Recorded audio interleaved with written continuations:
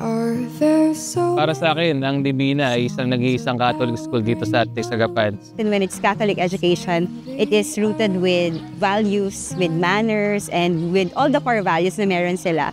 And yun yung number one priority namin. We're not aiming for an intelligent kid, but we're aiming for a kind and God-fearing person. Kumbaga, habang nag-aaral sila dito, at the same time, natuturuan sila ng core values ng Catholic. Kumbaga, napapalapit nga sila sa Panginoon. Yung Divina ang nag-guide sa kanila. I know they're wrong, wait and see. Someday we'll find it, the rainbow connection, the lovers, the dreamers in me. It's always a source of joy and consolation for us to see our students growing and developing not only skills, but most importantly, values like Christ-centeredness, excellence, integrity, and stewardship. We look forward that as they continue studying at DPC, they become better persons, better children of God, and persons of faith and honesty and integrity, persons like Jesus and Mama Mary.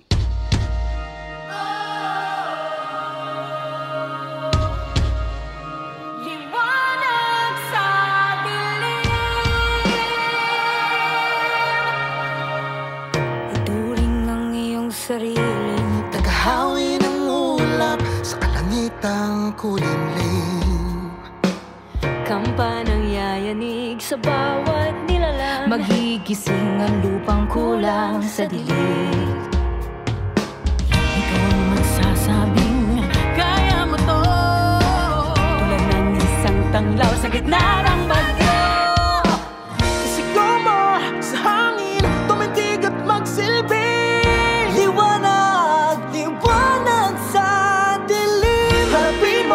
Magiting ang bagong awitin. Ikaw ang liwanag sa dilim. Liwanag sa dilim. Liwanag sa dilim.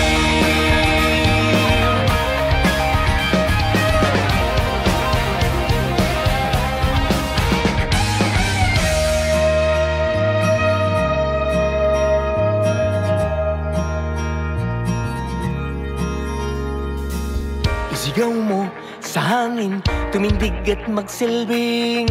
Ikaw ang liwanag sa dilim. Magiting ang bagong awitin. Liwanag! Isigaw mo sa hangin, tumindig at magsilbing. Liwanag, liwanag sa dilim. Harapin mo magiting ang bagong awitin. Ikaw ang liwanag sa dilim.